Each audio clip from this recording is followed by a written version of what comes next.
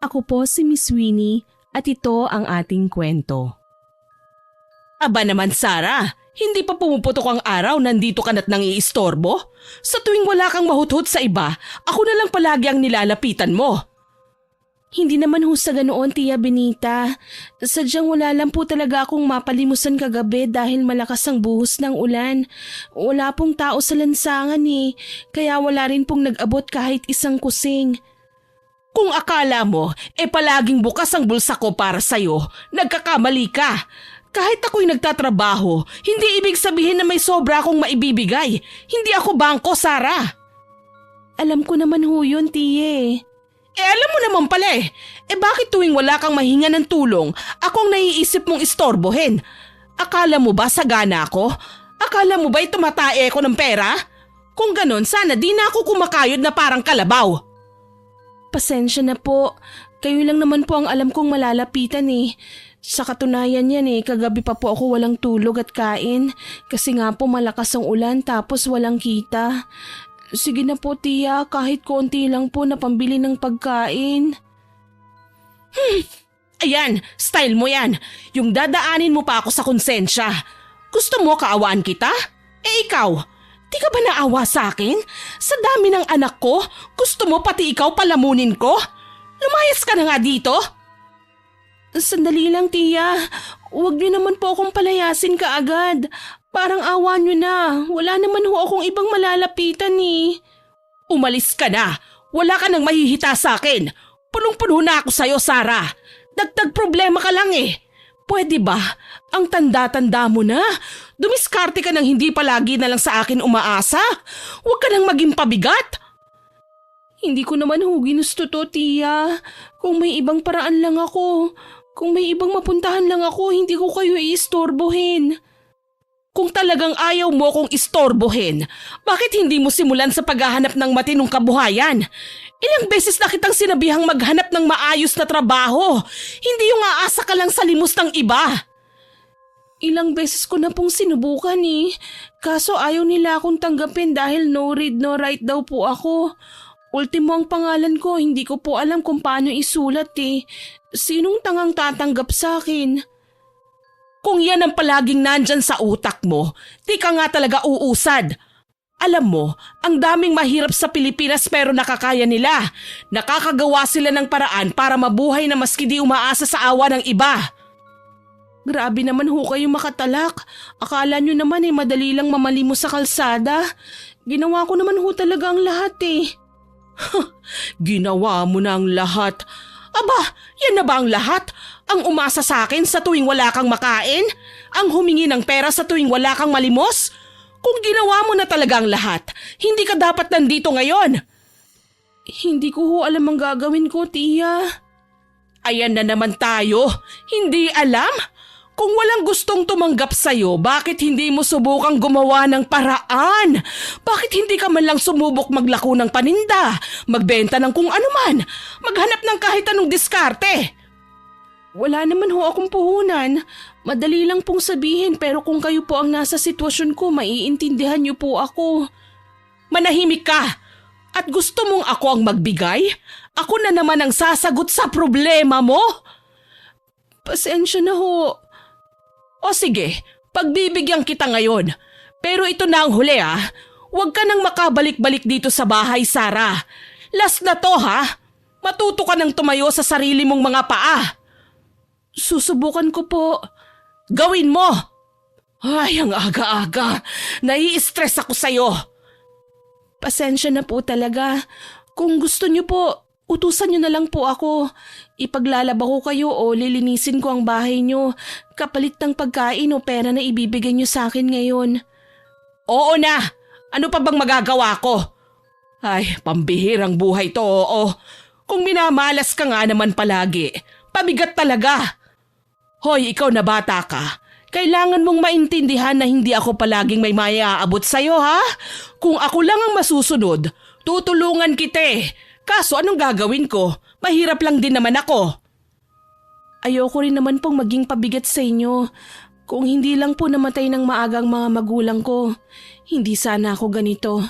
Nabigyan sana nila ako ng magandang buhay. Sa bagay na yan, wala na tayong magagawa dyan. Kasi lahat naman ng tao dun papunta. Yung mga magulang mo nauna lang. Huwag mo nang pagmukmukan yung maagang pagkamatay nila.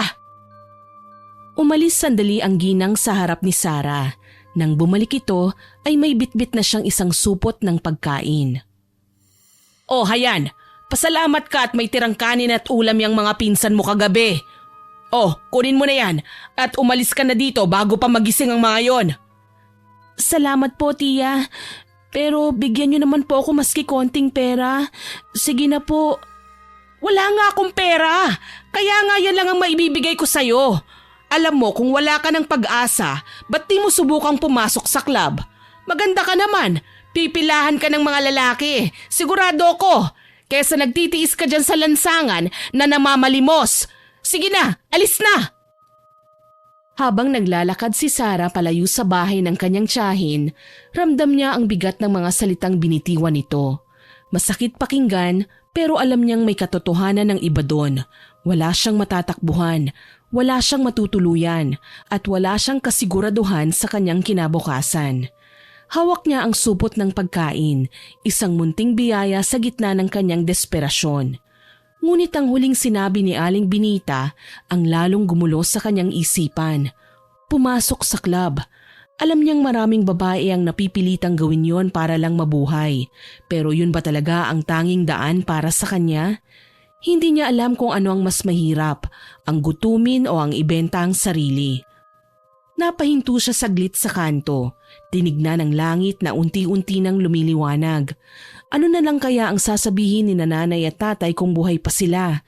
Tahimik siyang nagdasal, umaasang may ibang paraan, isang mas maayos na landas para sa kanya.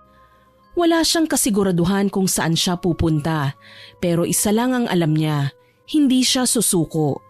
Si Sarah ay 20 taong gulang na at wala nang natitirang kamag-anak maliban kay Aling Binita. Subalit sa kabila nito ay hindi naman siya itinuturing na kapamilya nito at madalas isa lang siyang yagit na ilang beses na pinapalayas. 8 taong gulang pa lamang siya noon nang mamatay ang kanyang mga magulang sa isang trahedya. At mula noon, sa lansangan na siya tumira. Uy, Sarah! Pambira! Dire-diretso ka lang ah. Hindi ka namamansin. Sir Joseph, kayo po pala. Sorry po, hindi ko kayo napansin. Ba't parang ang lalim ng iniisip mo? May problema ka ba? Wala naman po. Sigurado ka ba? Baka may maitulong ako, magsabi ka lang. Wala po akong problema. Ayos lang po ako. Salamat po. Hindi ako naniniwala sa'yo. Kanina pa kita tinitignan eh. May problema ka, alam ko. Ano ba nangyari sa'yo? Ang totoo po, wala po talaga akong napalimusan kagabi kaya hindi ko po alam kung saan ako kukuha ng pagkain ngayon. Nahihirapan na po akong mamalimos kasi madalas nagrereklamo na yung mga hinihingan ko. Malakas pa daw ho ako sa kanila eh. Magtrabaho daw ho ako. Yun pala. Alam mo, di lang naman ikaw ang may problema sa pera eh. Lahat ng tao. Pero di ba, may tiya ka naman. Ba't di ka humingi ng tulong dun? Ginawa ko na po, pero binigyan lang ako ng bahaw at konting ulam. Heto oh, tapos pinagtabuyan na niya ako. Pambihira naman talaga yan, tiyahin mo na yan. Alam naman niya ang buhay mo, pero di ka man lang niya nagawang kupkupin. May ganyan talaga tayong mga kamag-anak, no? Sanay na po ako sa ugali nun. Pero maski naman po ganun na matalak siya, mabait naman po yun. Binibigyan niya po ako kahit na konti. Kaso sabi niya po nitong huli, wag na daw po akong lalapit kasi hirap na rin daw siya sa buhay. Ayaw na talaga niya sa akin. Hindi ko naman po pwedeng ipilit ang sarili ko sa kanya. Nung bata nga ako, hindi siya naawa sa akin. Ngayon pa po kaya. Bilib din ako sa'yo eh. Maski ganyan ka, nagagawa mo pa ring tawanan ng mga problema mo. Wala naman po akong pagpipilian eh. Kung hindi ko na lang po tatawanan yung mga pesting problema ko, baka mabaliw po ako. Mas lalo lang ako mawalan ng halaga. Meron kang halaga. Minsan nasa maling tao lang tayo na nanghihingi ng pangunawa at pagmamahal. Naku, wala pong magbibigay sa akin nun. Hindi totoo yan. Hindi mo lang siguro nakikita ngayon. Pero may mga taong handang tumulong sa'yo Kahit hindi mo sila kadugo. Hindi lang pamilya ang basyan ng pagmamahal, Sarah. Minsan, ang totoong pamilya, hindi lang yung kamag-anak mo, kundi yung mga taong tunay na nagmamalasakit sa'yo. Sana po may ganun akong pamilya. Halika na nga, ililibre kita ng agahan. Yang bit-bit mong pagkain, ibigay mo na lang yan sa iba. Ililibre niyo ako? Oo, saan mo ba gustong kumain? Doon sa karinderya ni Aling Tessa, masarap ang pagkain doon. Pero mas masarap ang pagkain sa bahay namin. Po, sigurado po ba kayo, Sir Joseph, nakakain tayo sa bahay niyo? Nakakahiya naman po. Okay lang. O sige na, tara na. Nakuhulog po talaga kayo ng langit. Sana po sa susunod na eleksyon, manalo ulit ang tatay niyo sa eleksyon para mas marami pa po kayong matulungan na mahihirap. Habang naglalakad sina Sarah at Joseph patungo sa bahay ng huli, hindi pa rin makapaniwala si Sarah sa nangyayari. Kanina lang ay walang-wala siya. Nag-aalala kung saan kukuha ng kakainin sa buong araw. Pero ngayon ay kasama niya ang isang anak ng isang kilalang politiko at niyayang kumain sa kanilang bahay. Si Joseph ay anak ng mayor sa kanilang bayan. Isang pamilya na kilala hindi lang sa yaman kundi sa pagiging matulungin sa kapwa. Madalas silang nagkakawang gawa, namimigay ng pagkain at tulong sa mga nangangailangan. Maraming mahihirap sa kanilang lugar na natulungan na ng pamilya nila. At ngayon, tila isa si Sarah sa mga pinagpapala ng kanilang kabutihan. Sa kabila ng kasabikan sa pagkain, may bahagyang kaba sa kanyang dibdib. Hindi siya sanay sa ganitong pagtrato. Ang maramdaman na parang hindi siya iba, na para bang may nagmamalasakit sa kanya ng walang hinihinging kapalit. Pagdating nila sa bahay ay agad siyang pinapasok ng lalaki at diretso sila sa kusina. Agad napansin ni Sarah na tahimik ang buong paligid. Dito ka lang ha. Kukuha ako ng pagkain sa ref at iinitin ko lang. Huwag kang mahihiya ha. Tayo lang naman dalawang nandito eh. Sige po, salamat. Huwag kang maiilang ha. Ano bang gusto mo? Baboy? Manok? Ayos lang po ba talagang nandito ako, Sir Joseph? Hindi po kasi ako sanay sa ganito eh. Baka nakakastorbo na ako at… Ano ka ba? Wala yun. Habang nakaupo si Sarah, hindi niya mapigilang maglikot ang kanyang mga daliri sa laylayan ng kanyang damit. Hindi siya sanay sa ganitong klaseng paligid. Malinis, maayos at tahimik. Ang bango ng bahay, malayo sa amoy ng lansangan na matagal na niyang nakasanayan. Habang abala si Joseph sa pagpili ng pagkain mula sa ref, hindi mapigilan ni Sarah ang mahiya. Maya-maya pa ay bumalik na ang lalaki na may dalang pinggan ng kanin at ulam. Inilapag niya ito sa mesa at ngumiti sa dalaga. Oh, heto na. Kumain ka na nang mabusog ka. Tumingin si Sarah sa pagkain. Mainit na sinigang na baboy at pritong manok. Matagal na niyang hindi natitikman ng ganitong pagkain at biglang kumalamang kanyang sikmura. Salamat po. Hindi ko po alam kung paano ko kayo mapapasalamatan. Wala yun. Basta kumain ka lang. Tuwang-tuwa si Sarah lalo na nang matikman niya ang pagkaing nakahain sa harap niya. Sa unang subo pa lang ay naramdaman na niya ang kakaibang init at sarap nun. Hindi na siya nahiya, nilantakan na niya ang pagkain. Ngunit habang sarap na sarap siya ay biglang tumayo si Joseph at pumwesto sa kanyang likuran. Hinawakan nito ang kanyang likod at hinaplos yun ng marahan. Sir, ano pong ginagawa niyo? Wala naman. Minamasahe lang kita para ma-relax ka. Ay, wag na po. Nakakahiya. Ayos lang. Wala kang dapat na ikahiya. Mukha ka kasing tensyonado kaya naisip ko na kailangan mong mag-relax. Kailangan mo ng masahe, Sarah. Sir, okay na po ako. Busog na ako. Salamat po sa pagkain. Teka, ba't ka nagmamadali? Natatakot ka ba sa akin? Sir, tama na po. Lalabas na ako. Umupo ka nga. Di naman kita sasaktan. Wala naman akong gagawing masama sa'yo. Hindi po ako komportable sa ginagawa niyo eh. Bitiwan niyo na ho ako. Ang lambot ng katawan mo, Sarah. Maski madumi ka, makinis ang kutis mo. Ano bang sinasabi mo? Sabi ng bitiwan mo ako eh. Umupo ka at huwag kang gagalaw kundi masasaktan ka talaga sa akin. Sir, para mo nang awa. Huwag po. Alam mo bang ang ganda-ganda mo? Nag-umpisang manginig ang buong katawan ng babae habang nararamdaman niya ang malamig na kamay ni Joseph na gumagapang sa kanyang leeg at batok.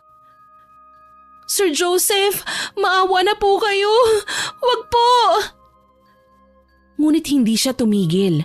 Mas lalong dumulas ang kanyang mga daliri pababa sa braso ni Sarah, habang ang isang kamay naman ay mahigpit na nakahawak sa kanyang balikat. Ramdam ni Sarah ang bigat ng kanyang paghinga sa kanyang tenga. Sinubukan niyang kumawala, ngunit lalo lamang humigpit ang hawak ng lalaki. Huwag mo nang isipin pang manlaban, Sarah.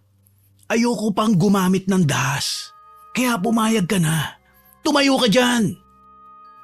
Nagpumiglas si Sarah, ngunit kinaladkad siya ng lalaki papunta sa sala at marahas niya itong binagsak sa sofa.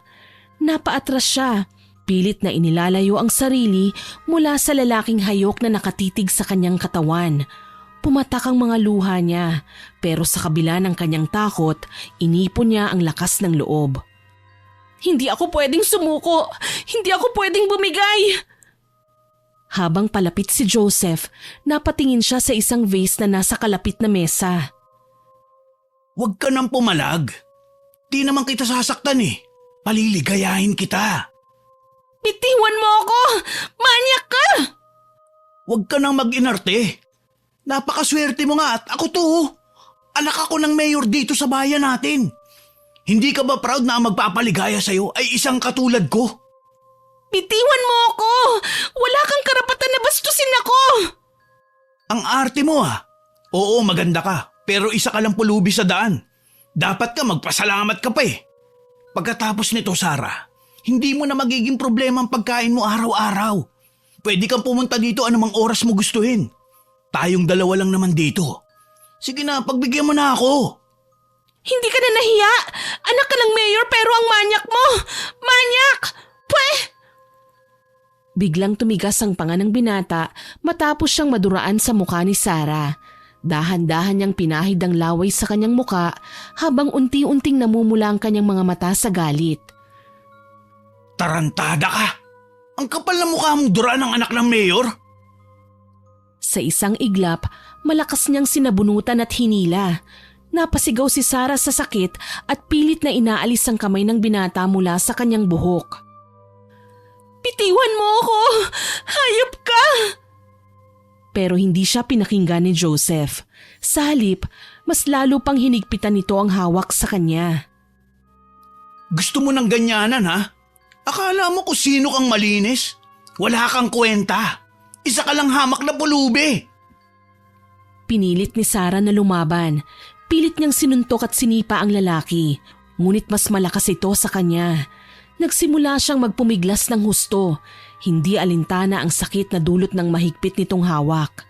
Sa sobrang galit ni Joseph, itinulak niya si Sarah ng malakas. Tumama ang likod nito sa gilid ng lamesa, dahilan upang siya'y mapahandusay sa sahig. Napangiwi siya sa sakit pero hindi siya nagpatinag.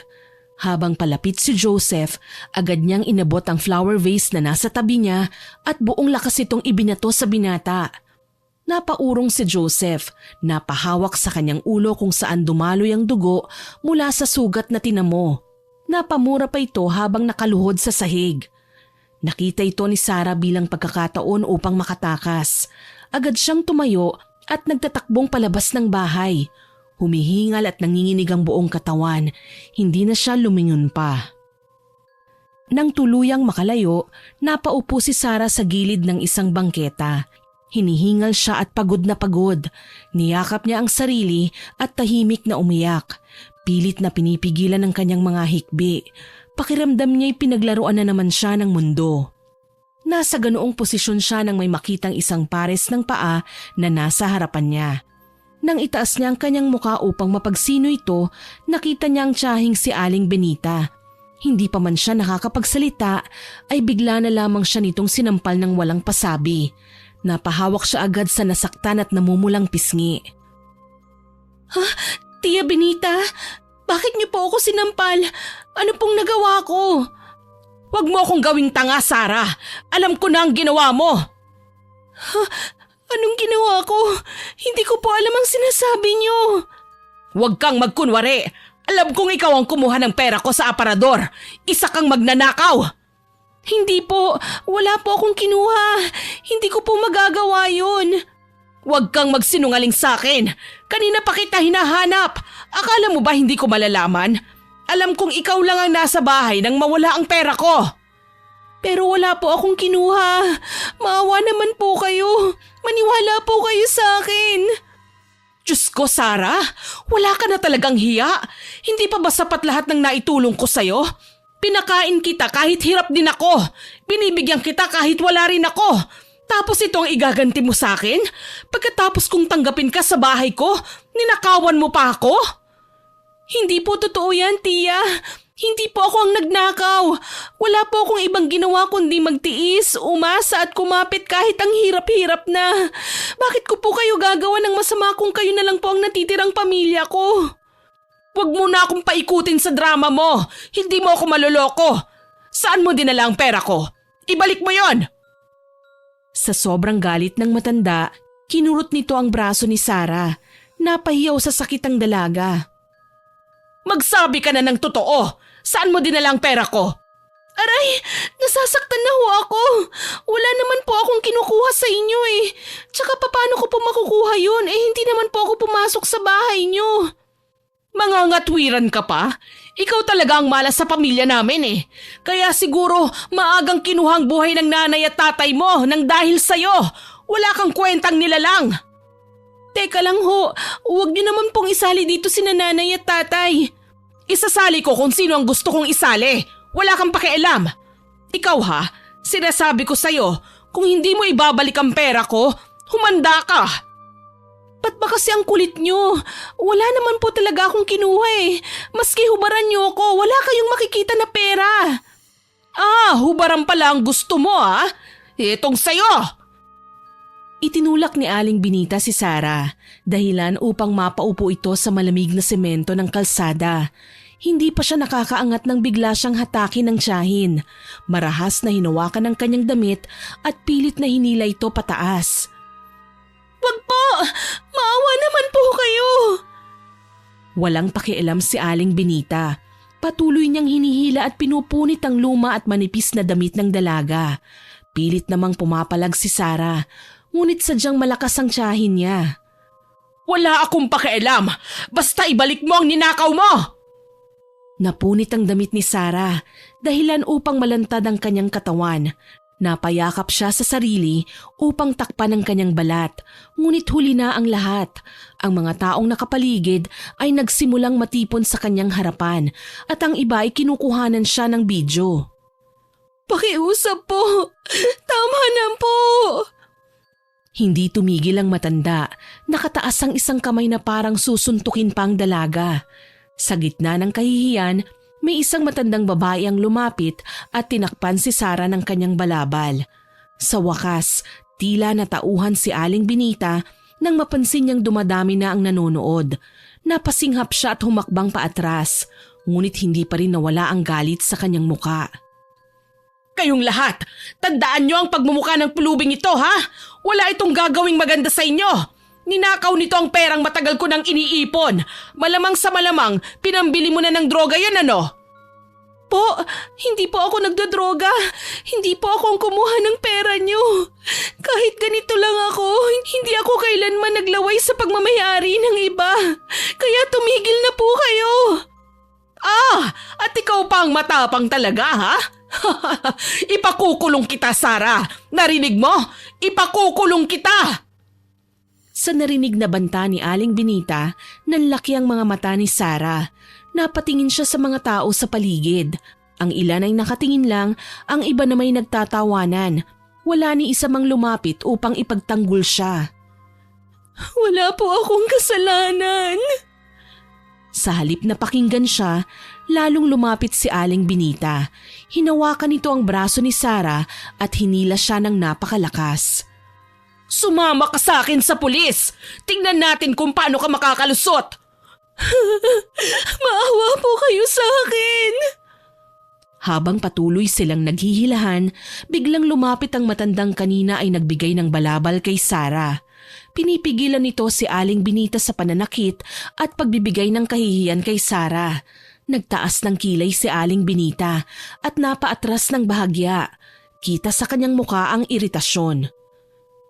At sino ka ba? Bakit ka nakikialam? Magnanakaw ang batang yan! Sa halip na magpadala sa galit ni Aling Benita, nanatiling kalmado ang matanda. Imbis na makipagtalo, tinanong niya ito ng deretsahan kung magkano ang halagang nawala dito. 2,000! Sa narinig, walang alinlangang kinuha ng matanda ang kanyang maliit na pitaka. Maingat niyang binilang ang laman nito bago iniabot kay Aling Benita ang eksaktong halaga ng sinasabing nawala. Napatingin si Aling Benita sa perang hawak ng matanda. Sandali siyang natigilan, ngunit halata ang pag-aalangan sa kanyang kilos. Nanatiling tahimik ang matanda, matyagang hinihintay ang desisyon. Pero hindi pa man niya naaabot ang perang inaalok niya, bigla namang dumating ang mobil ng pulis. Ayan, sige! Hulihin niyo ang pulubing yan! Magnanakaw yan! Dinampot ng mga pulis ang dalaga. Habang hinihila ng mga pulis si Sarah papunta sa sasakyan, patuloy siyang umiiyak at namumutla sa takot. Wala siyang kalaban-laban. Hindi niya alam kung paano niya ipapaliwanag ang sarili. Sumubok pang humarang ang matandang babae. Pilit na kinakausap ang mga pulis. Pero dahil may nagreklamo, kailangan madala sa presinto ang dalaga. Nanlumo ang matanda at napatingin kay Sarah. Sa ngayon ay halos hindi na makalakad sa panghihina. Marahang tinapik ng matanda ang kanyang likod, hudyat na wala na siyang dapat pang ikatakot. Sa puntong yon, hindi na napigilan ni Sarah ang kanyang luha. Buti nga sa'yo, para matuto kang hindi na magnakaw. Sa kulungan ka dapat mapunta! Hindi na nakasagot si Sarah. Wala na siyang boses. Lahat ng gusto niyang sabihin, gusto niyang ipaliwanag, ay hindi na niya nagawa. Mabilis siyang isinakay sa mobil ng pulis. Habang papalayo ang sasakyan, nakita niyang nanatili ang matanda sa kanyang kinatatayuan. Nakatitig ito sa kanya. Puno ng lungkot ang mga mata. Lumipas ang maghapon niya sa loob ng masangsang at malamig na kulungan. Nakaupo siya sa sulok at yakap-yakap ang sarili. Alam niyang sa pagkakataong yun ay himala na lang talaga ang makakapagpabago ng kanyang sitwasyon. Wala nang ibang tutulong sa kanya. Mabubulok ako dito. Bakit ganun? Wala naman akong kasalanan na. Ano bang nagawa ko? Maya-maya pa ay bumukas ang rehas at lumapit sa kanya ang isang pulis. Sinabing makakalaya na siya dahil may nagbayad ng kanyang piyansa. Napatingin si Sarah sa pulis, hindi makapaniwala sa narinig. Dahan-dahan siyang tumayo, nanginginig pa rin sa takot at pagod. Sino po? Hindi na sumagot ang pulis at itinuro na lang ang pintuan palabas. Dahan-dahang lumabas si Sarah. Patuloy na nagtataka kung sino ang nagligtas sa kanya. At sa kanyang paglabas, nakita niya si Joseph, nakangisi sa kanya. Ako, Sarah. Ako nagpiyansa sa'yo. Dahil alam kong hindi ikaw ang may kasalanan. Pero kailangan natin mag-usap. Halika, doon tayo sa labas. Ano pang dapat nating pag-usapan? Ano, gusto mong pasalamatan kita? Akala mo ba dahil inilabas mo ko rito, tatanawin ko tong utang na loob matapos ang lahat ng ginawa mo sa akin? Sarah, makinig ka muna. Hindi ko ginusto na humantong sa ganito. Hindi mo ginusto?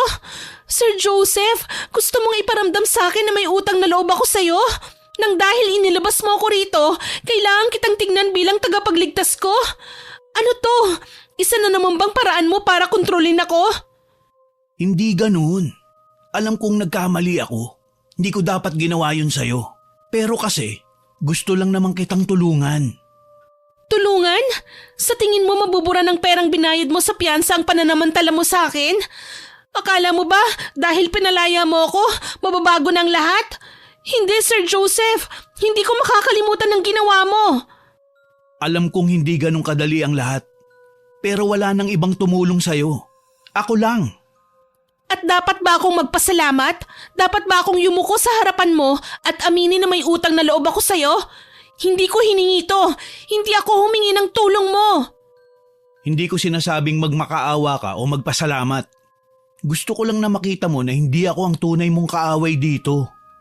Siguro nga hindi kita kaaway, pero hindi rin kita kailanman makikitang bilang kakampi. Tama na, Sarah. Tapos na yun. Hindi ko na mababago, pero kaya ko pang itama. Itama? Paano mo yun itatama, Sir Joseph? Sa pamamagitan ng pera? Sa pamamagitan ng pagpapakita na may kapangyarihan ka? Sarah, makinig ka muna. Wala na akong dapat pang pakinggan mula sa'yo. Sa bawat segundo na kaharap kita, naaalala ko lang kung paano mo ako muntik babuyin. Alam mo ba kung gaano kabigat yun sa akin? Kung gaano kasakit? Hindi ko ginustong… Pero ginawa mo pa rin. Hindi mo na mababago yun, Sir Joseph.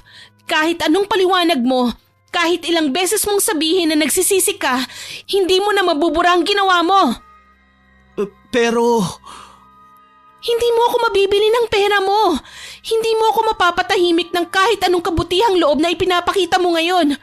Ang tanging gusto ko lang, ang hinihiling ko lang, ay wag mo nang ipilit ang sarili mo sa buhay ko. Dahil kailanman, hindi na kita mapapatawad. Matapos sabihin ito ay tinitigan siya ng masama ni Joseph. Hindi na siya naghintay pa ng sagot. Mabilis siyang gumalaw. Tumalikod siya at nagsimulang maglakad. Pero bago pa man siya makalayo, naramdaman niya ang pagsunod sa kanya ni Joseph. Alam mo, kaya siguro gusto kita kasi napakatapang mo. Kakaiba kang babae, Sarah. Bakit ka ba sumusunod pa? Hayaan mo na ako! Huwag ka na magpakipot pa. Ano bang inaayawan mo sa akin? Magandang lalaki naman ako at marami nagkakandara pa sa akin. Eh di sila na lang ang kunin mo, pakialam ko sa'yo. Ayaw mo talaga? Sinasabi ko na nga ba eh, may iba kang balak kaya mo ko inilabas sa kulungan. Hayop ka! Manyak! Agad na lumayo si Sarah. Mabilis itong tumakbo palayo pero sinundan pa rin siya ni Joseph. Nakaramdam na siya ng takot. Alam niyang kapag lumaban siya, tiyak na sa kulungan na naman siya pupulutin. Kaya naman nagdesisyon siyang takbuhan na lang ito at taguan. Pumasok siya sa loob ng mapuno at masukal na lugar.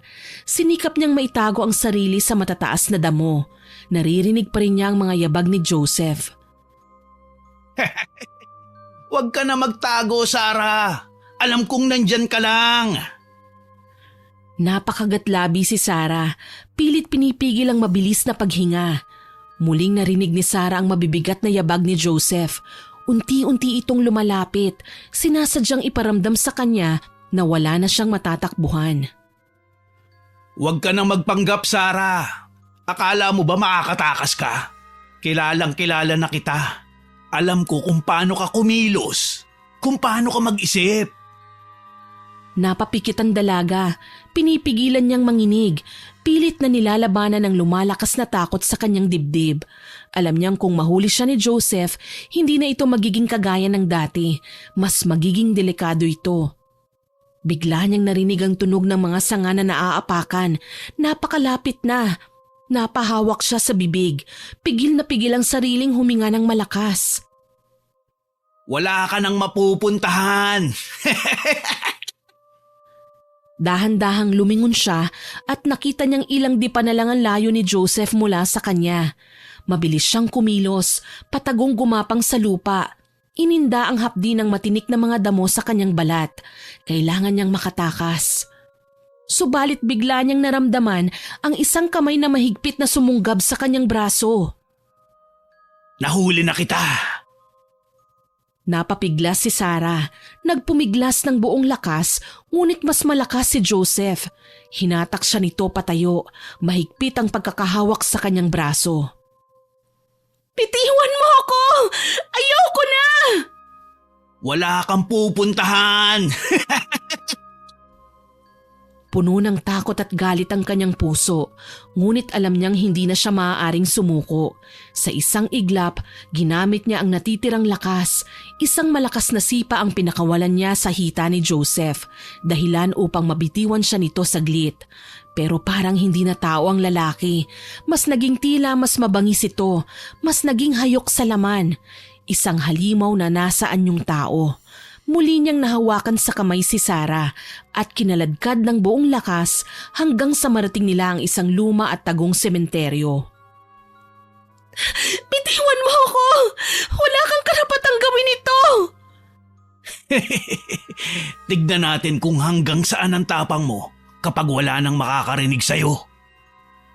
Nang marating nila ang madilim na bahagi ng sementeryo, malayo sa ingay, doon siya itinulak ni Joseph. Halos mapasubsob siya sa damuhan. Napangiwi si Sarah sa sakit, pero pilit siyang bumangon. Pilit niyang tinapangan ang sarili. Wala kang konsensya! Akala mo ba matatakot mo ako? Sa halip na sumagot, isang mabilis at walang awang suntok ang lumapat sa kanyang sikmura. Napasinghap si Sarah. Napakapit siya sa tiyan habang unti-unting nanghihina na ang kanyang katawan. Para siyang nauubusan na ng hangin. Nanlabo ang kanyang paningin. Nangaagaw sa ulirat, pilit hinahanap ni Sarah ang lakas para lumaban. Ngayon, wala nang makakapigil sa akin. Tulong! Tulungan niyo ako! Sumigaw ka pa. Wala namang makakarinig sa'yo dito. Wala kang matatakbuhan. Hindi mo ako matatakot, Joseph. Kung akala mo makukuha mo ang gusto mo, nagkakamali ka. Ang tapang mo pa rin kahit ganito na ang sitwasyon mo. Pero hanggang kailan? Hindi ako susuko. Mas mabuti pang mamatay na ako kaysa bumigay sa isang halimaw na katulad mo. Ganun ba? Mas gusto mong mamatay kaysa maging akin? Hindi mo ako pagmamayari. Wala kang laban sa akin. Ibigay mo na ng kusa. Sige na. Bitiwan mo ako. Hayop ka. Nakakadiri ka. Nakakadiri pala ha? Hayop ka. Huwag mong gawin yan. Hayop. Naturingan kang disenteng tao. Pero sa likod nito, isa kang masahol na demonyo. Ano ngayon ha? Sa mundong ito, ang mahina ay kinakain ng malakas. At ikaw, wala kang laban sa akin. Halimaw! Mahigpit na hinawakan ni Joseph ang baba ng dalaga. Pilit na inilalapit ang kanyang mukha sa kanya. Nanginginig si Sarah sa takot at galit, ngunit hindi niya hinayaang manaigang panghihina. Sinubukan niyang lumaban. Pilit na itinutulak ang lalaki palayo, ngunit hindi sapat ang kanyang lakas.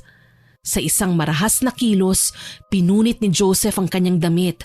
Inilantad ang kanyang katawan sa malamig na hangin ng gabi.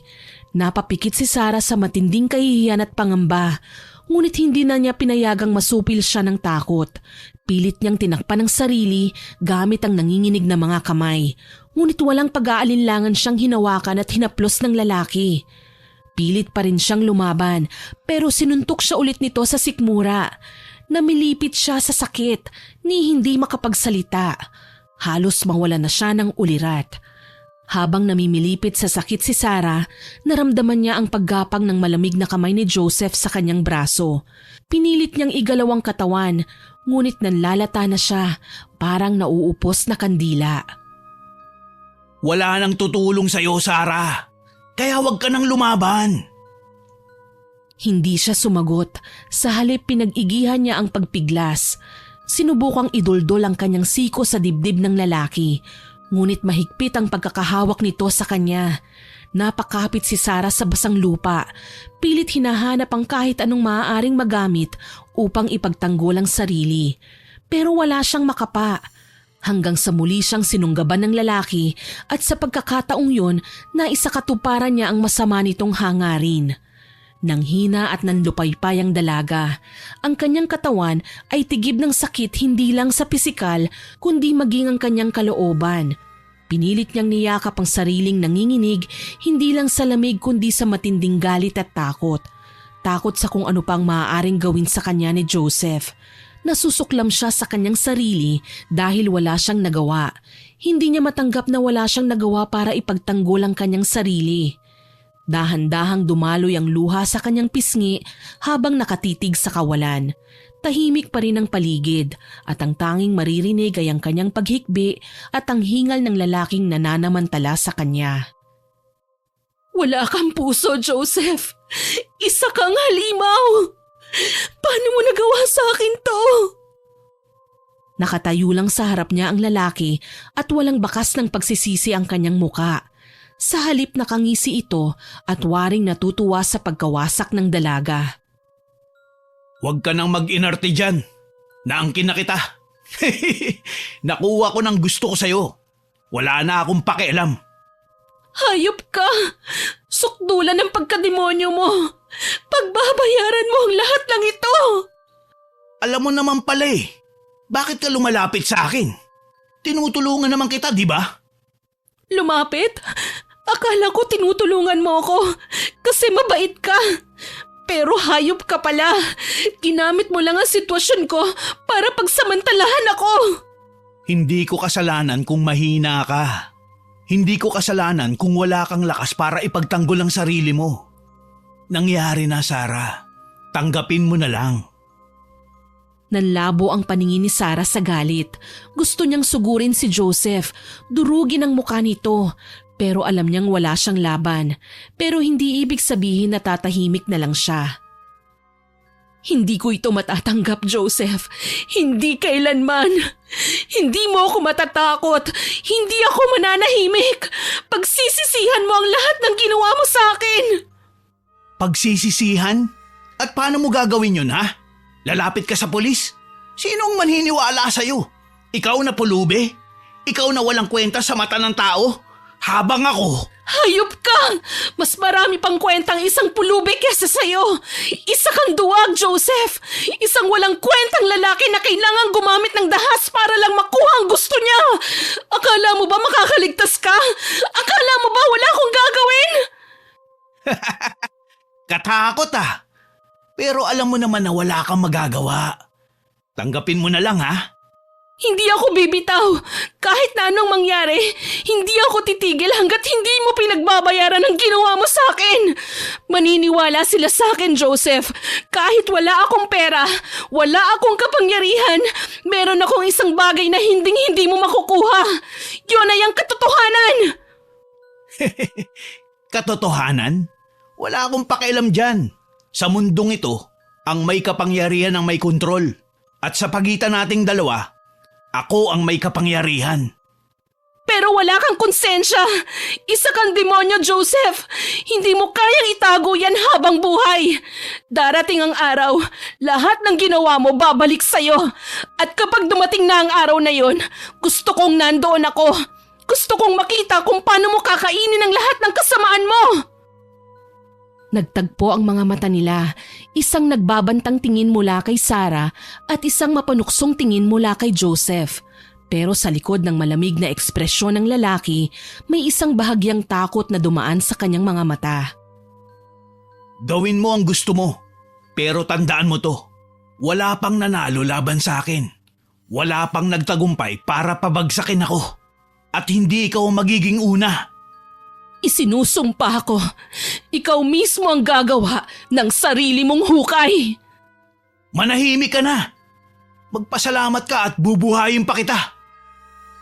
Hindi na sumagot pa si Sarah. Sa halip ay tumitig siya ng diretso kay Joseph na puno ng puot ang kanyang mga mata. Napangiti ng mapaitang lalaki, tsaka siya tumalikod at dahan-dahang lumakad palayo. Hindi pa ito tapos, Joseph. Tuloy-tuloy lang ang lalaki, hindi na lumingon. Sa isip niya, tapos na ang lahat. Hindi na niya kailangan mag-alala pa. Iniwan niyang mag-isa si Sarah sa sementeryo, pagod, duguan at gutay-gutay ang kaluluwa. Nang tuluyang mawala sa paningin ng lalaki, unti-unting napaluhod si Sarah. Napakapit siya sa mismong nicho sa harapan niya. Humanda ka. Nang muli niyang idilat ang kanyang mga mata, wala na siyang luha. Matatalim na ang kanyang mga titig. Sa gabing yon, isinumpa niya ang isang bagay na ipapatikim ang impyerno sa lalaking lumapastangan sa kanya. Hindi na siya umimik. Pinilit niyang tumayo maski nanginginig ang kanyang mga binti. Ang sementeryong pinagdalhan kay Sarah ay tila isang piraso ng nakalimutang mundo. Luma, marumi at nakakatakot. Ang mga nicho ay basag-basag na. Ang ilan ay halos natabunan na ng makapal na damo at ugat ng mga naglalakihang kahoy. Sinubukan niyang maglakad pero hirap siya. Ilang beses din siyang nalugmok at nadapa. Nang mapagod ay umupo siya sandali at pinagmasdan ng kapaligiran. Agad niyang napansin ang tila naglalarong mga anino ng mga sanga ng puno. Kakaiba ang nagiging hugis ng mga yon na nagbigay ng kilabot at takot sa dalaga. Sinubukan niya ulit tumayo pero sa di kalayuan may nakita siyang parang anino ng tao. Pero nang tuluyan itong makalapit, nakita niya ang isang nilalang na hindi niya alam kung totoong nabubuhay sa mundo. Isang nilalang na ang katawan ay tao pero ang ulo ay sa kabayo. Isang malakas na sigaw ang kanyang pinakawalan. "Huwag kang matakot, iha. Hindi kita sasaktan." Agad na napatingin si Sarah sa kanyang harapan. Nakita niya ang isang matanda na nakatayo. Pamilyar sa kanyang mukha nito. Ito ang matandang nagbigay sa kanya ng balabal nang pilit siyang hubaran ng kanyang tiya. At ito rin ang muling nagbigay sa kanya ng damit ngayong punit-punit na ang kanyang kasuotan dahil naman sa panggagahasa sa kanya ni Joseph. Sino ka? Bakit bigla-bigla ka nalang sumusulpot? Tsaka ano yung kasama mo? Wala kang dapat nakatakutan. Yan ang alaga kong tikbalang, Sarah. Bakit mo ako kilala? Sino ka ba talaga? Matagal na akong nakasubaybay sa'yo. Alam ko ang lahat ng pinagdadaanan mo, iha. Binabantayan mo ako? Anong ibig mong sabihin? Ako si Gloria. Gusto ko lang magmalasakit, iha. Tama na! Huwag niyo na akong lokohin! Masyado nang maraming nangyari ngayong araw, Lola. Kung gusto po ninyo akong patayin, gawin niyo na. Kotan na ako eh. Kotang-kota na ako sa kamalasan ngayong araw. Ano bang nangyari sa'yo? Nawala ka sa paningin ko kaninang dinala ka ng mga pulis. Paano ka nakalabas? May nagpiansa po sa akin.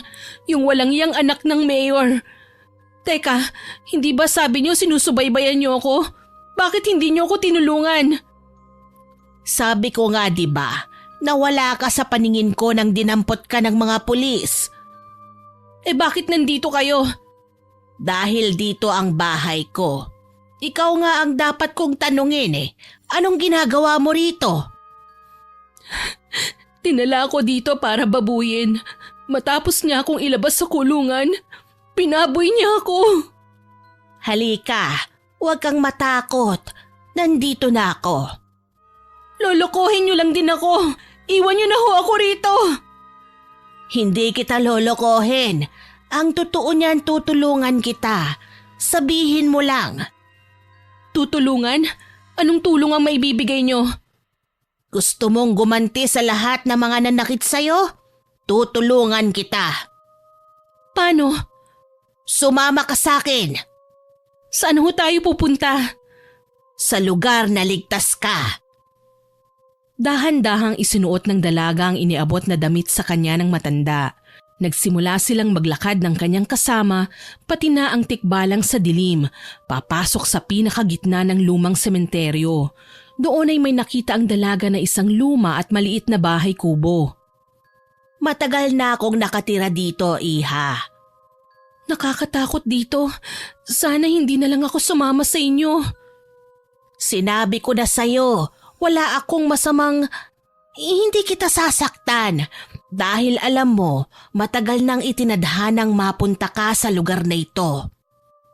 Biglang napatakip ng ilong si Sarah nang biglang malanghapang malansang amoy na nagmumula sa kung saan. Amoy nabubulok na karne. Anong sinasabi niyo? Halika, pumasok tayo sa loob. May ipapakita ako sa'yo. Pagpasok nila, agad na bumungad sa dalaga ang madilim at sirasirang loob ng bahay. Ang sahig ay gawa sa luma ng kahoy.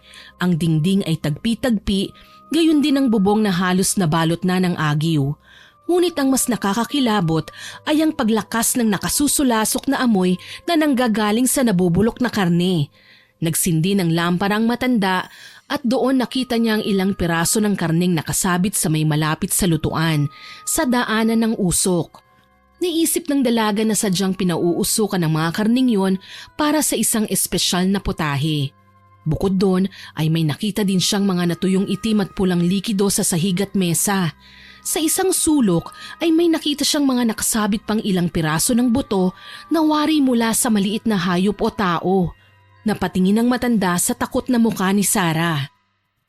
Uulitin ko, wala akong masamang gagawin sa'yo. Sa katunayan ay nais talaga kitang tulungan. Anong klaseng tao kayo? Hindi kayo ordinaryong tao lang. Nararamdaman ko yon. May tinatago kayo. Ay, tama ka. Hindi ako ordinaryong tao lang. Kaya nga may alaga akong tikbalang, hindi ba? Kung ganun, ano ka? Isa kong aswang. Aswang? Bakit ka nanginginig? Kung gusto kitang saktan, sana kanina ko pa ginawa. Hindi, niloloko niyo lang ako. Ang mga aswang sabi nila ay tuso.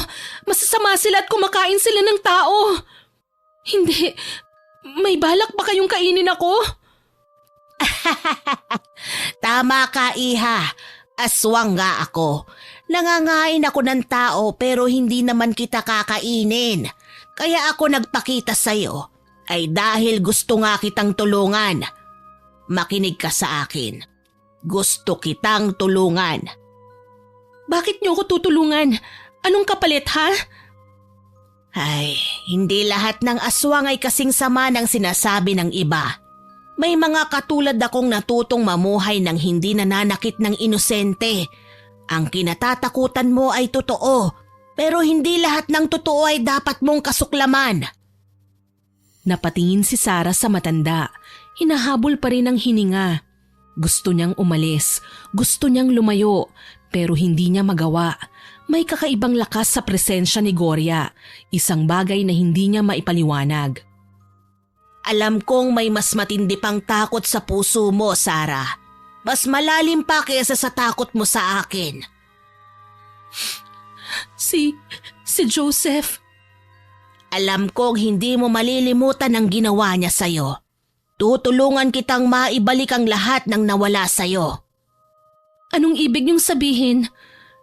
Bibigyan kita ng kapangyarihan. Isang kapangyarihang magpapantay sa timbangan ng hustisya. Sa pamamagitan nito, bibigyan ka ng lakas. Lakas na sisira sa taong nanakit sa'yo. Anong kailangan kong gawin? Inalis ng matanda ang kanyang balabal at tumambad kay Sarah ang kanyang kulubot na balat. Tuyo, nagsusugat at halos malagas na. Ano pong nangyari sa balat niyo? Matanda na ako, Sarah. Hindi ka maniniwala sa edad ko kung sasabihin ko sa'yo ang totoo. Dahil lang huyan sa katandaan? Dahil ito sa labis na katandaan. Matagal na akong nabubuhay sa dilim at ngayon gusto ko nang magpahinga. Ano hong kinalaman ko dyan? Hindi ko na kayang pangalagaan ang aking mutya. Hirap na ako, Sarah. Gusto kong mapasayo ang mutya. Gusto kong ikaw ang mangalaga. Ano? Nahihibang na ba kayo? Ipapasa niyo sa akin ang pagiging aswang niyo? Hindi ko tatanggapin yan. Alam kong pagod ka na rin sa mundo. Kunin mo na ito, Sarah. Ayoko! Alam kong mahirap para sa iyong tanggapin ang bagay na ito. Pero sige, bibigyan kita ng sapat na panahon para makapag-isip.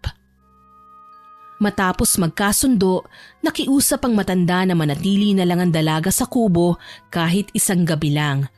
Pumayag si Sarah dahil alam niyang baka hindi na niya kayanin ang panganib ng gubat kung pipilitin pa rin niyang lumabas. Mas gusto na lang niya ang magpahinga upang mabawi ang kanyang lakas. Nakatulog siya ng mahimbing sa gabing yun. Habang tulog ang dalaga, nakatitig sa kanya si Goryang. Sa kabila ng matinding pagtutol ng dalaga, alam niyang darating ang araw na siya na mismo ang lalapit sa kanya at yayakapin ang kadilimang inaalok niya. Kinabukasan, bumalik sa lansangan si Sarah. Wala naman siyang ibang mapuntahan. Ayaw din naman niyang manatili sa bahay ng aswang. Bumalik siya sa pagiging pulubi sa kalsada. Walang bahay. Walang maaasahan kundi ang sarili niya lang. Habang naglalakad siya suot ang maruming damit at nakayapak sa mainit na semento, muling bumalik sa kanyang isip ang mga masasamang nangyari sa kanya kagabi. Napaupo siya sa bangketa at muling nagsimulang umiyak. Dumaan pa ang mga araw, mas naging balisa at problemado ang dalaga. Hindi siya mapakali, hindi siya matahimik, hanggang sa isang araw, natuklasan niyang nagdadalang tao siya. Isang anak na nabuo hindi sa pag-ibig kundi mula sa kasamaang ginawa sa kanya ni Joseph. Wala siyang ginawa ng araw na yun kundi umiyak ng umiyak. Nang wala na siyang maisip na pwedeng gawin, sinubukan niya muling lapitan ang kanyang tiyahin. Tia, pwede ba kitang makausap? Aba, ang kapal ng mukha mong magpakita pa dito ah. Anong kailangan mo ha? Tia, wala na po akong ibang malapitan. Maawa po kayo sa akin. Maawa? Hindi ako madaling mauto, Sarah. Matapos mo akong pagnakawan? Wala akong balak manggulo, Tia. Gusto ko lang… Ano? Pera? Pagkain? Pasensya ka na. Wala akong maibibigay. Hindi kita responsibilidad. Hindi yun ang dahilan kaya ako narito. May gusto lang po akong sabihin sa inyo. At ano naman yon? Tia, buntis po ako. Ano? Anong sinabi mo? Buntis po ako at hindi ko alam kung anong gagawin ko. Aba, napakagaling mo talagang bata ka. Pulubi ka na nga, nagpabuntis ka pa.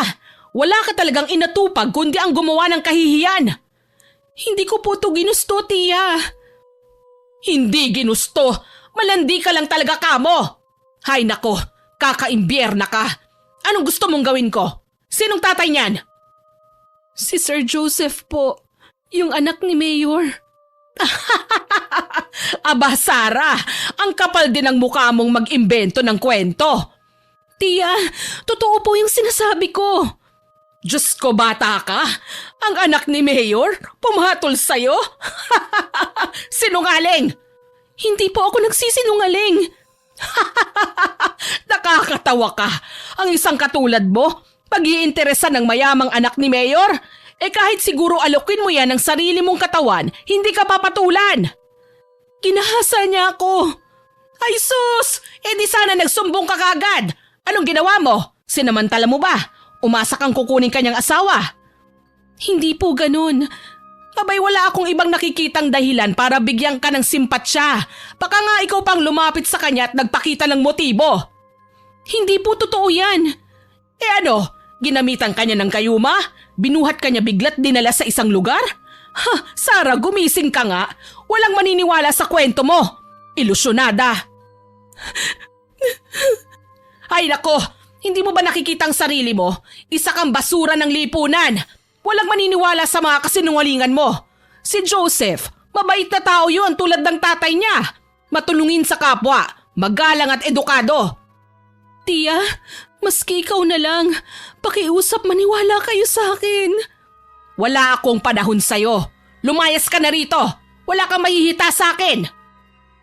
Sa gitna ng kawalang pag-asa, muling naglakad si Sarah. Wala na siyang mapupuntahan, wala na siyang matatakbuhan, walang naniniwala sa kanya, walang nagbigay ng maski konting awa para sa kanyang kalagayan.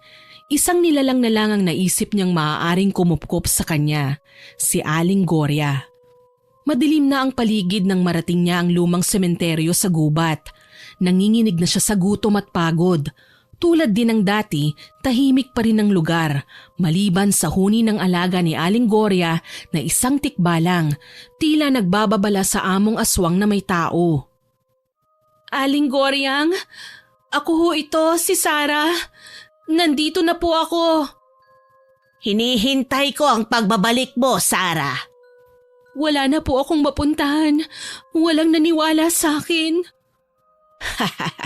Ganyan talaga ang mundo, Sarah. Walang awa, walang hustisya. Kaya nga dapat mong matutunang lumaban. Tinatanggap ko na po. Handang-handa na akong gumanti. Gusto kong maranasan nila ang parehong sakit at pagdurusa na dinaranas ko. Alam kong darating ang araw na sasabihin mo yan. Wala na ho akong ibang pagpipilian. Kailangan kong ipaglaban ang sarili ko. Kung talagang buo na ang iyong loob, kung handa ka ng yakapin ang dilim, sundan mo ko. Tahimik na sumunod si Sarah sa matanda. Doon sila sa gitna ng sementeryo. Naglatag ng isang bilog na guhit ang matandang babae sa lupa at pinalibutan niya ito ng ilang piraso ng nakasinding itim na kandila. Ano pong gagawin natin? Hindi sumagot si Aling Gloria. Lumapit siya sa isang lumang kahon at inilabas doon ang isang maliit na bote na may maitim na likido. Sisimulan na natin ang ritual, Iha, para maipasa na sa iyo ang aking kapangyarihan. Heto, inumin mo ito. Ano ho yan? Ito ay isang potion na maghahanda sa katawan mo para sa tatanggapin mong mutya.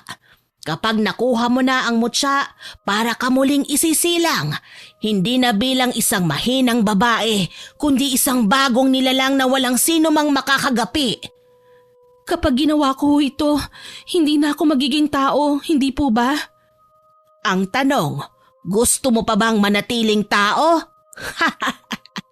Oo, kaya mo pa rin maging tao. Tulad ko, Iha. Walang pag-aalinlangang ininom niya ang likido. Sa isang iglap, isang matinding sakit ang kanyang naramdaman. Napasigaw siya, napaluhod sa lupa, namimilipit sa sakit ng tiyan, namuuri ng butil-butil na pawis sa kanyang noo. Ang kanyang mga mata biglang naging itim. Nagsimulang magdasal ang aswang, isang kakaibang dasal na hindi maunawaan ni Sarah. Nagpatuloy ito hanggang sa unti-unting iniluwa nito ang isang puti at bilog na bato mula sa kanyang bibig. Napangiwi si Sarah habang pinagmamasdan ng anyo ng matanda na parang naaagnas na bangkay at ang kanyang bibig na nilalabasan ng mutya puno ng malapot na laway. Ngayon, ipapasa ko na sa iyo ang mutsyang ito. Kapag nilunok mo ito, magiging isa ka na sa amin. Hindi mo na mararamdaman ang gutom, pagod at takot. Sa halip, magkakaroon ka ng lakas. Dahan-dahang inilapit ng matanda ang mutya sa bibig ng dalaga. Pagdampi pa lang ng mutya sa kanyang dila, ay nakaramdam na ng matinding pag-iinit ang katawan niya. Lunukin mo, Sarah. Nag-aalangan man, ipinikit ni Sarah ang kanyang mga mata at nilunok ang mutya. Muli isang matinding kirot ang kanyang naramdaman. Gumuguhit sa kanyang lalamunan ang nakakapasong init. Para siyang nahibang. Hindi niya alam kung ano ang kanyang hahawakan, dibdib, tiyan o lalamunan. Bigla siyang nakaramdam ng kakaiba ng matapos ang sakit. Lakas, kapangyarihan at kakayahang magpalit ng anyo. Ang kanyang mga mata ay tila lumabo, ngunit nang bumalik ang kanyang paningin, nakakakita na siya maski sa dilim. Napangiti si Aling Gloria habang pinagmamasdan ng pagbabago ni Sarah. Isa ka na ang ganap na aswang. Pagkasabi no ni Aling Gloria ay unti-unti nang nanghina. Napaluhod siya sa lupa at tuluyan nang nangisay hanggang sa ito ay mawalan ng buhay. Ang katawan niya ay tuluyan nang naging abo. Napatitig si Sarah sa abo ng matanda. Wala siyang naramdamang lungkot o panghihinayang bagkus isang kakaibang sigla ang kanyang naramdaman. Dahan-dahan siyang tumayo. Unti-unting inunat ang kanyang mga daliri at hinayaan ang matatalim na kuko na lumalabas mula sa kanyang mga kamay. Naramdaman niya ang kakaibang lakas na noon lang niya naranasan. Napangiti siya. Isang ngiti na puno ng galit. Alam niya kung ano ang kanyang unang gagawin. Hindi na siya ang dating Sarah na mahina at inaapi. Siya na ngayon ang magiging bangungot ng mga taong sumira sa kanya. Isang malakas na halakhak ang kanyang pinakawalan. Hoy, Sarah! Salamat naman at nakita rin kita. Nakaupo si Sarah sa harap ng bahay ng ginang. Kadarating lang ito at pawis na pawis tila galing sa isang mahabang lakaran. Kanina pa kita hinahanap. Alam mo bang alam na ni Mayor ang tungkol sa'yo? Pinapahanap ka niya sa akin. Halika, tumuloy ka muna sa loob ng bahay. Ano? At bakit niyo ako patutuloyin sa bahay niyo? Ikaw naman, hindi ba buntis ka? Bawal ka mahamugan. Aba, malalagot tayo kay Mayor kapag nalaman niyang pinababayaan kita at ang apo niya. Kaya halika na, kumain ka na ba? Bakit mabait kayo ngayon sa akin? Hindi naman kayo ganyan ah. Kahit kailan hindi niyo pa ako pinapasok sa bahay niyo. Anong meron, Benita? Biglang napatingin si Sarah sa kamay ng kanyang tiyahin at nakita niyang may hawak itong ilang piraso ng asul na pera sa kanyang mga kamay. Pilit itong ikinukubli ni Aling Benita pero huli na. Nakita na ito ni Sarah. Kaya pala bigla kayong bumait, Tia Benita. Binigyan ka pala ng pera ni Mayor. Ha? Anong kapalit? Dadalhin niyo ako sa kanya? Para ano? Para patahimikin? Hindi pa rin talaga kayo nagbabago. Wala pa rin kayong malasakit sa akin. Wala kayong pakialam. Pamangkin niyo ako pero anong ginawa niyo? Hindi niyo ako inalagaan. Pinabayaan niyo ako magpalaboy-laboy sa lansangan. Ano bang sinasabi mo? Hindi naman ako ganun kalupit tulad ng sinasabi mo, Iha. Tinutulungan naman kita, hindi ba? Eh syempre, hindi nga lang buo kasi mahirap lang din naman ako. Mahirap? Eh yung pagmamahal, mahirap ba talaga ibigay yon? Babawi ako. Kaya nga hinahanap kita eh. Para sabihin sa'yo na makikipag-ayos sa'yo si Mayor at yung anak niya. Aalagaan ka daw nila at di pa babayaan niyang dinadala mo. Isa akong magiging malaking kahihiyan sa kanila. Alam kong nagsisinungaling ka, Tia. Papatayin nila ako kaya nila ako pinapahanap. Magsabi kayo ng totoo sa akin. Sarah, tumigil ka. Ang kapal ng mukha mong sigawan ako. Lumabas din ang totoo. Ngayon wala na akong konsensya. Alam kong tama ang gagawin ko. Anong sinasabi mo? Sa isang iglap, nagsimulang magbago ng anyo si Sarah. Parang binabali ang buto nito hanggang sa nagkaroon ito ng pakpak na para bang isang paniki. Nagkaroon din siya ng matatalas na kuko at matatalim na pangil. Ang kanyang mga mata ay nabalot ng itim. Sarah? Ano yan? Oras na ng paniningil, Tia Benita. Wag! Bago pa makatawag ng pansin sa ibang tao, naging mabilis ang kilos ng aswang. Sinaksak niya ang dibdib ng Ali at dinukot ang puso nito. Hindi na nakaimik si Aling Benita. Mulat ang mga mata nito habang nakatingin sa puso niyang dinukot ng aswang. Natumba siya at namatay. May puso ka naman pala. Hindi mo lang alam kung paano gamitin. Bago siya umalis sa lugar, kinain niya ang puso ni Aling Benita. Lumipad siya at sunod niyang pinuntahan ang bahay ni Joseph. Natuwa ang aswang nang makita niya sa likod ng bahay ang lalaki. Gumagamit ito ng pinagbabawal na gamot. Teka, di ba ako namamalikmata? Sarah, ikaw ba yan? Ako nga, Joseph. Na-miss mo ba ako? Abay, oo naman. Matagal na nga kitang hinahanap eh. Kaso hindi kita makita. Ayos! Halika dito! Lumapit si Sarah. Mas lalo niyang pinainit ang sitwasyon. Nagpakita siya ng motibo sa lalaki. Tila naman naulol ito sa angking ganda ni Sarah ng gabing yun. Anong ginagawa mo? Nagdodroga ka? Shh! Huwag kang maingay. Baka marinig tayo ni Papa. Magagalit yun. Ano kaya ang masasabi ng tatay mong kagalang-galang kapag nalaman niyang adik ang paborito niyang anak? Tumahimik ka na nga, Sarah. Wala kang nakita, wala kang narinig. Malis ka na lang. Bakit naman? Hindi ba pwedeng sumali? Baka gusto mong may kasama ka habang nilalasap ang bisyo mo. Aba, nagbago ka na yata. Noon, ang hinhin mo. Tapos ngayon, gusto mo kong sabayan sa trip ko? Handa akong gawin ang kahit na ano, Joseph, para sa'yo. Anong ibig mong sabihin? Siguro gusto mong maulit, no? Sabi ko naman sa'yo eh, Hahanap-hanapin mo ko. Halika nga. Sandali lang. Huwag kang magmadali. Gusto ko, ako ang masusunod ngayon. Ako ang gagalaw. Gusto mo yon, hindi ba? Promise, hindi mo to pagsisisihan at hindi mo makakalimutan. Unti-unting gumapang ang kamay ni Sarah sa leeg ng binata. Malambing yun at puno ng panunukso. Pero may kakaiba sa kamay ni Sarah. Napansin ng binata na magaspang yun at mabaho. Biglang nanindig ang kanyang balahibo nang makita niya ang tunay na anyo ng babae. Sarah? Akala mo nakalimutan ko na, no?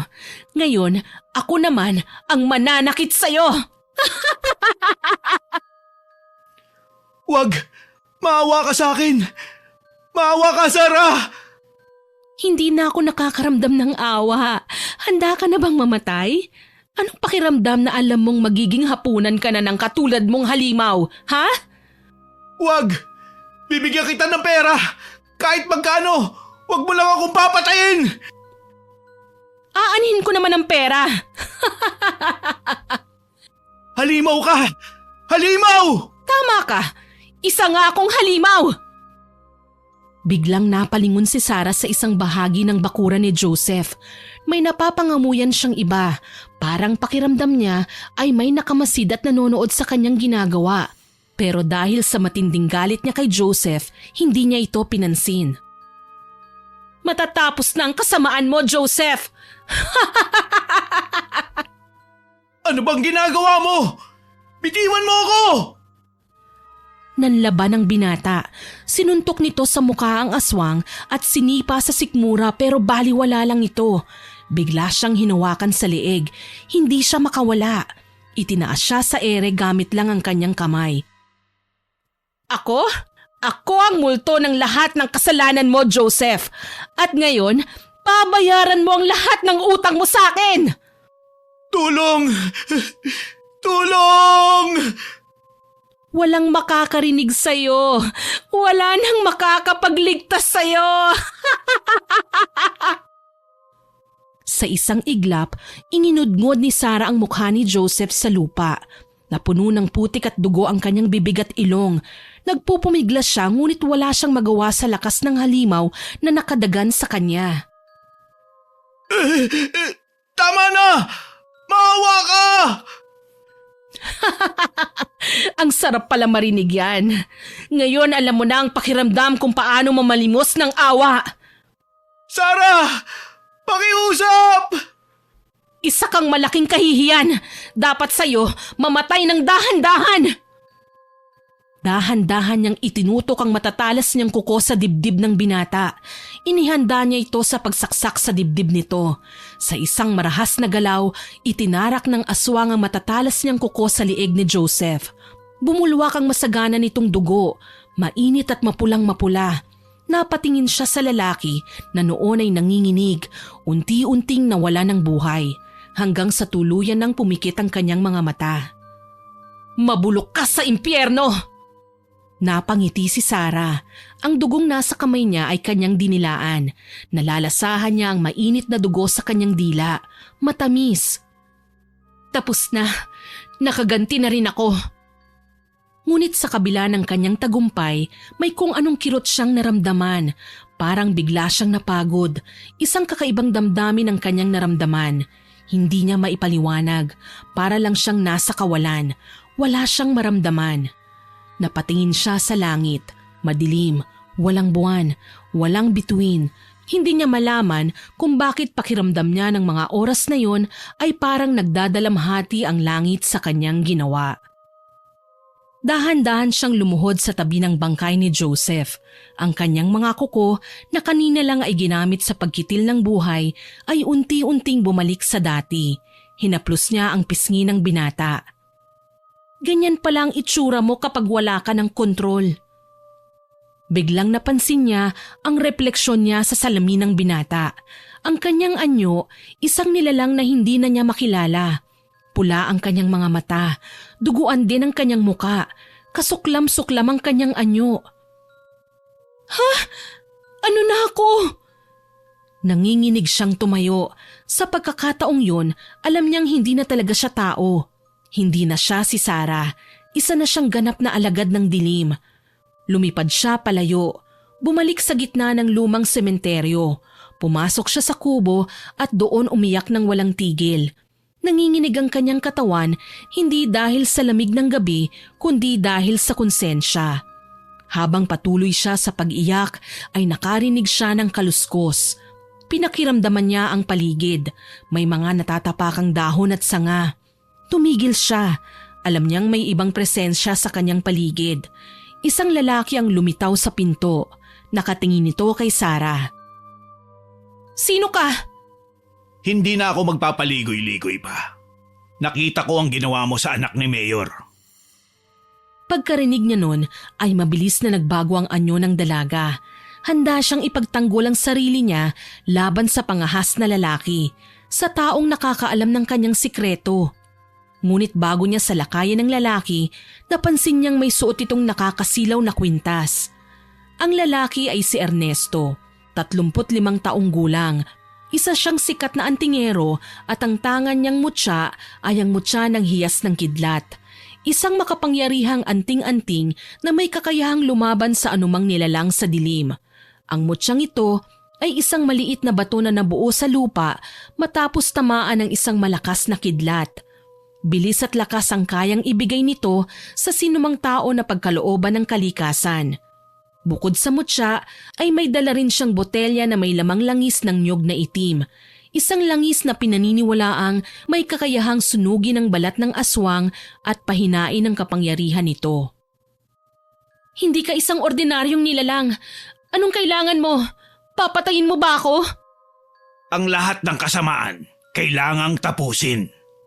"Lalabanan kita! Papatayin kita tulad ng lalaking yon!" Ang pagsigaw na yun ni Sarah ay natawag niya ang alagang tikbalang. Sa isang iglap ay nasa likuran na ito ng antingero. Sinipa niya ang antingero, nasaktan ng lalaki at tumilamsik sa loob ng kubo pero hindi naman niya ito ininda ng mabuti. Matikas pa rin itong nakatayo. May resba ka pa talaga. Kung ganon, uunahin ko na siyang tapusin.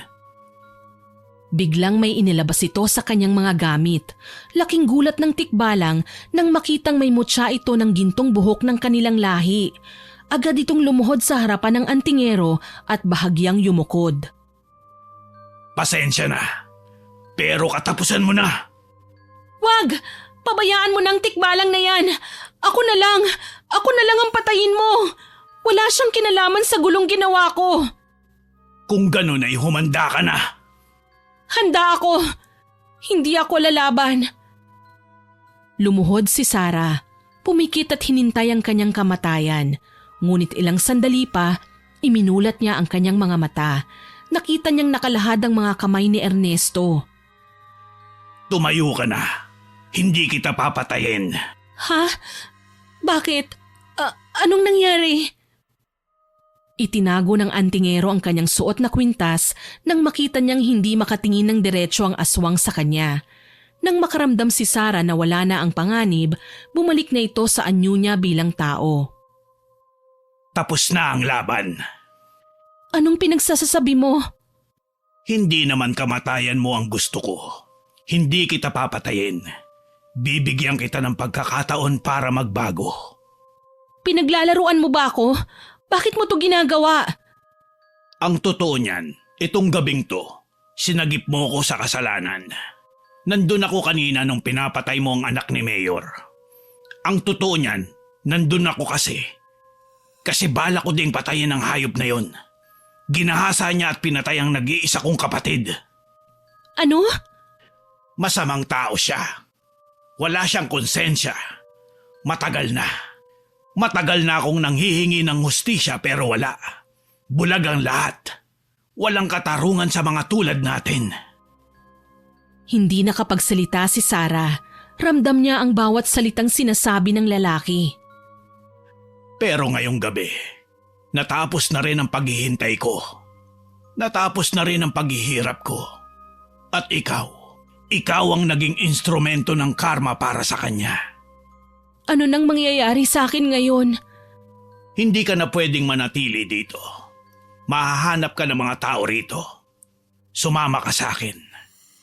Ano? Nararamdaman ko na ngayong nakuha mo na ang hustisya.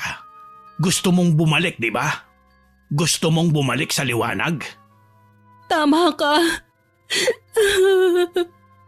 Mayroon pang daan palabas.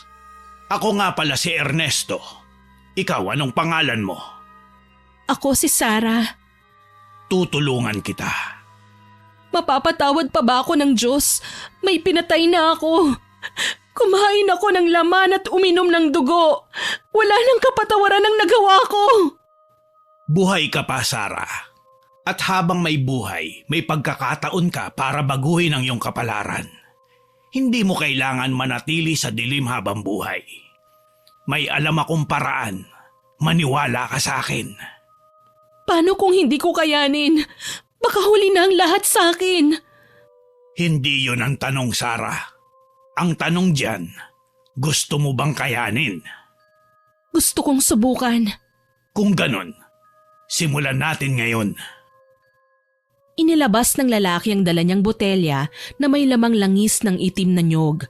Nilagyan niya ng langis ang kanyang kamay at marahang ipinahid ito sa noo ni Sarah kasabay ng pagdarasal. Alam ni Ernesto na hindi sapat ang kapangyarihan ng itim na nyog para tuluyang alisin ang sumpa ng pagiging aswang ni Sarah, ngunit sapat na ito para pahinain ang kapangyarihan nitong taglay.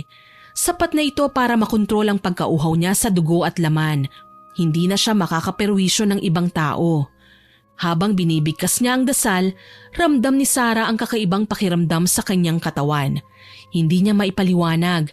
Nasasaktan siya. Para siyang sinusunog pero nagugustuhan niya ang init na yon. Nang matapos ang dasal, iminulat niya ang kanyang mga mata. Nakangiti sa kanya si Ernesto. Mula sa malayo, narinig nila ang tilaok ng manok.